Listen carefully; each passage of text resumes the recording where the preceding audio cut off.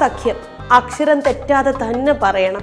ഒറ്റയ്ക്ക് പോരാടിയിട്ട് രക്ഷയില്ല. അപ്പൊ പിന്നെ പൊട്ടും പൊടിയും ഒക്കെ പെറുക്കിക്കൂട്ടി രാജ്യം ഭരിക്കാൻ ഇറങ്ങിയവരാണ്. ഇപ്പൊ രാജ്യം ഭരിക്കുന്നത് നാളെ. ഇന്ന് കൈകൊണ്ടടിക്കണോ കാലുകൊണ്ടടിക്കണോ, ഇതിനാണ് ചർച്ച.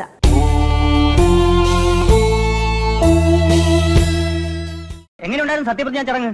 സത്യം പറഞ്ഞ കലക്കി.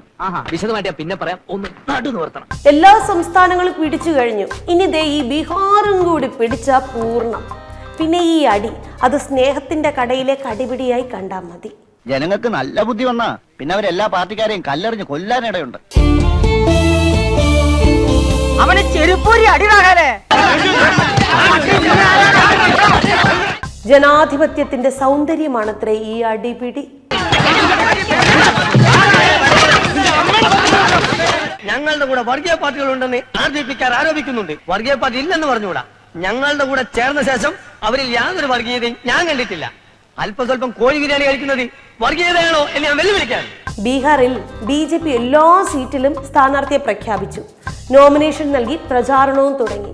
അപ്പോഴെന്തേ ഈ ഇന്ത്യ കൂട്ടമാണെങ്കിലേ പൊരിഞ്ഞടിയിലാണ്. അതും ജനങ്ങൾ നോക്കി നിൽക്കെ വളരെ പരസ്യമായി വിമാനത്താവളത്തിൽ വരെ എത്തി ബീഹാർ കോൺഗ്രസിലെ സീറ്റിനെ ചൊല്ലിയുള്ള തമ്മിലടി. അതാണ് അവസ്ഥ.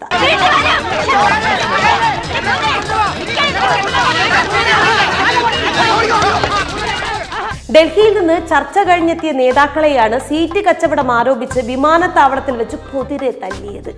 ഹൈക്കമാൻഡ് നേതൃത്വവുമായി ചർച്ച നടത്തിയെത്തിയ കോൺഗ്രസ് സംസ്ഥാന പ്രസിഡന്റ് രാജേഷ് റാമിന് വരെ കിട്ടി നല്ല പൊതിരെ തല്ലി.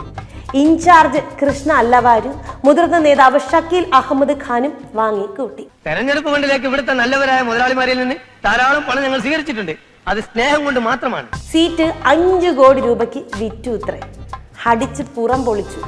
പണം ദേശീയ നേതാക്കളും സംസ്ഥാന നേതാക്കളും പങ്കിട്ടെടുത്തത്രേ. ഇവർക്കും കൂടെ കുറച്ച് കൊടുക്കായിരുന്നു. ഈ സ്ഥാനാർത്ഥി പ്രഖ്യാപനത്തിന് മുൻപേ തുടങ്ങിയെങ്കിൽ ഈ വോട്ടെടുപ്പ് ദിവസമേ മുന്നണി തന്നെ കാണുമോ എന്തോ. കനകമ്മേ കഞ്ഞിയാകുമ്പോ വിളിച്ചാണ്. തോൽക്കാനിരിക്കുന്ന സീറ്റിന് വേണ്ടി പോലും ഈ പൂരമാണെങ്കിൽ 10 സീറ്റ് കിട്ടിയാലേ എന്തായിരിക്കും അവസ്ഥ. ഇവരാണ് മഹാമേരു പോലെ നിൽക്കുന്ന BJPയെ തോൽപ്പിക്കാൻ നടക്കുന്നത്. ആദ്യം സ്വന്തം ഐക്യം ഊട്ടി ഉറപ്പിക്കാൻ നോക്ക് കേട്ടോ, എന്നിട്ടാവാം. നേര് പറയട്ടെ, എന്റെ ഓരോ വാക്കിനും കയ്യടിയായിരുന്നു. ഈ BJPയോട് മുട്ടാൻ നിൽക്കുമ്പോഴേ അറ്റ്ലീസ്റ്റ് ഒന്ന് ഒരുമിച്ച് നിൽക്കണ്ടേ ഗൈസ്. ഭാവി പ്രധാനമന്ത്രി രാഹുൽ ഗാന്ധിക്ക് ഭാവി എന്ന് പറയുമ്പോൾ നിങ്ങൾ ചോദിക്കുക ഏത് വർഷമൊന്നും, ഞങ്ങൾക്ക് എന്നും ഭാവിയാണ്. അപ്പോൾ പിന്നെ ഭാവി പ്രധാനമന്ത്രി കസേരയിലുള്ള സോണിയ മകൻ രാഹുലിന് വോട്ട് ചോരി എന്ന് പറഞ്ഞ് തള്ളിക്കൊണ്ടിരിക്കാൻ മാത്രമേ അറിയൂ.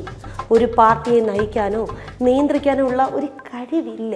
മേലുദ്യോഗസ്ഥന്മാർ ഭരിക്കാൻ വന്നാൽ തലകുലിച്ചു കൊടുക്കാൻ എനിക്കറിയില്ല. എന്നിട്ട് തരുന്നതോ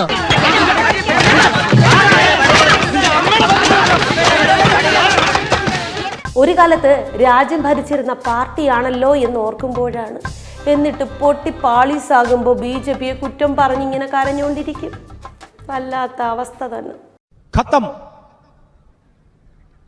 bye bye, tata, goodbye, गया.